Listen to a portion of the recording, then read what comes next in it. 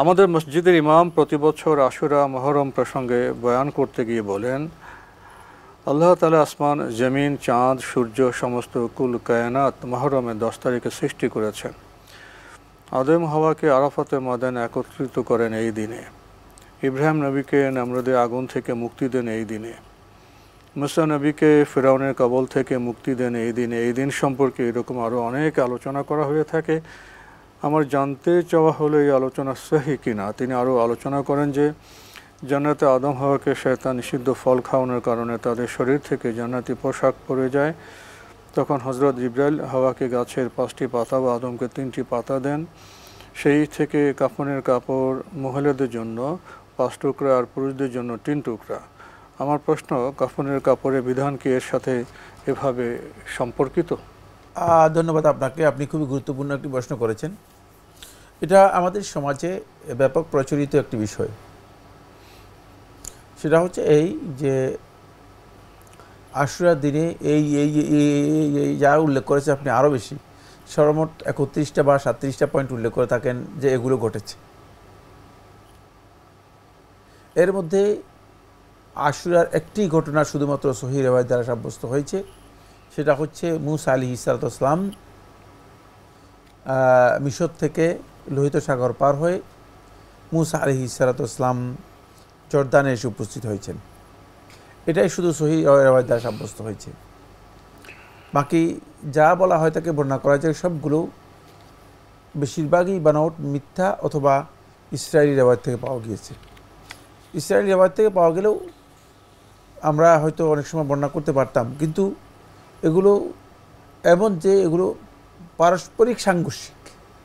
এগুলোর মধ্যে মানে বক্তব্যের মধ্যেই একটা কন্ট্রাডিকশন আছে, মানে সাংঘর্ষিক বক্তব্য রয়েছে, মানে স্ববিরোধী বক্তব্য রয়েছে, মানে এমন বক্তব্য রয়েছে যেটা মিলানোর কোনো সুযোগ নেই, এরকম স্ববিরোধী বক্তব্য রয়েছে। ফলে এই কারণে এগুলো আসলে বক্তব্যগুলো সবটাই বানাউট, মানে গল্পকার যারা কোশ্বাস আছে তারা এগুলো তৈরি করেছে এবং তারাই এগুলো মানুষের কাছে মানে মানে একটু মজা করার জন্য, মানুষদেরকে একটু বেশি বোঝানোর জন্য বা আশুরার তাৎপর্য, গুরুত্ব এটাকে বেশি করে হাইলাইটস করার জন্য এগুলো তুলে ধরেছেন। এছাড়া আর কিছুই না। এর সাথে যুক্ত করেছে জান্নাতের মধ্যে আদম এবং হাওয়া আলাইহিস সালাম এই দুজনের কথা। এটাও একটা ডাহা মিথ্যা কথা। এটা কোনো ইসরায়েলি রিওয়ায়াত আমি পাইনি, আমার জানা নেই। যতটুকু আমরা মানে আমাদের পড়ালেখা আছে ততটুকু পড়ালেখা এটা ইসরায়েলি রিওয়ায়াতের মধ্যে পাইনি। এটা একেবারেই আমাদের দেশে ওই যে রাস্তায় রাস্তায় যে গান করে এগুলো কি বলে, সেই গান থেকে নেওয়া, এটা হচ্ছে মারফতি গান বলে। তো এগুলো একেবারেই মানে কোনো ভিত্তিহীন বক্তব্য, এগুলো মানে কোনো ধরনের অস্তিত্ব নেই এমন বক্তব্য যে হাওয়া আলাইহিস সালামকে 5টা পাতা দেওয়া হয়েছে আর আদম আলাইহিস সালামকে 3টি পাতা দেওয়া হয়েছে, এর আসলে কোনো ভিত্তি নেই। মূলত এটা হচ্ছে ইসলামের বিধান। রাসূলুল্লাহ সাল্লাল্লাহু আলাইহি ওয়াসাল্লাম হাদিসের মধ্যে বর্ণনা করেছেন যে দাফনের বিষয়টি আল্লাহ রাসূল সাল্লাল্লাহু আলাইহি ওয়াসাল্লামের হাদিস দ্বারা প্রমাণিত হয়েছে। সেক্ষেত্রে নারীদের জন্য অধিকের কথা রাসূলুল্লাহ সাল্লাল্লাহু আলাইহি ওয়াসাল্লাম বলেছেন, আর পুরুষদের জন্য এত বেশি, যেহেতু নারীদের পর্দার বিষয়টি খুবই গুরুত্বপূর্ণ, এই কারণে যাতে করে ভিন্ন পুরুষরা নারীদের মানে আওরাত লজ্জাস্থান দেখতে না পায় এবং নারীকে মানে যথাযথ সম্মান প্রদর্শন করা হয়, এই জন্য আল্লাহ রাসূল সাল্লাল্লাহু আলাইহি ওয়াসাল্লাম এই দিক নির্দেশনা দিয়েছেন। বাকি এটা যদি পোশাকের ব্যবস্থা থাকে, কিন্তু আপনি জায়েজ রয়েছে, মানে যদি একটি কাপড় দিয়েও মানে পরিপূর্ণ সতর ডেকে দেওয়া যায় তাহলে দাফন করা জায়েজ, না জায়েজ নয়। একজন পুরুষকে একটি কাপড় দিয়ে ঢেকে দিলেও যথেষ্ট হবে।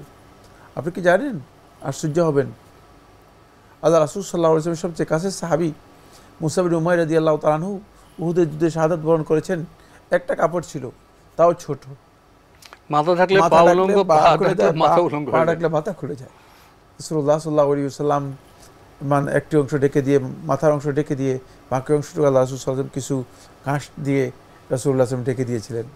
সুতরাং মানে এটি জায়েজ, এটা না জায়েজ কিছুই নয়, এটা সামর্থ্যের সাথে জড়িত বিষয়, এটা হলো সম্মানের বিষয়, এটা অন্য বিষয়। কিন্তু যে ঘটনা আপনি উল্লেখ করেছেন এই ঘটনার সাথে এই বিধানের কোনো সম্পর্ক নেই। রহমতুল্লাহ।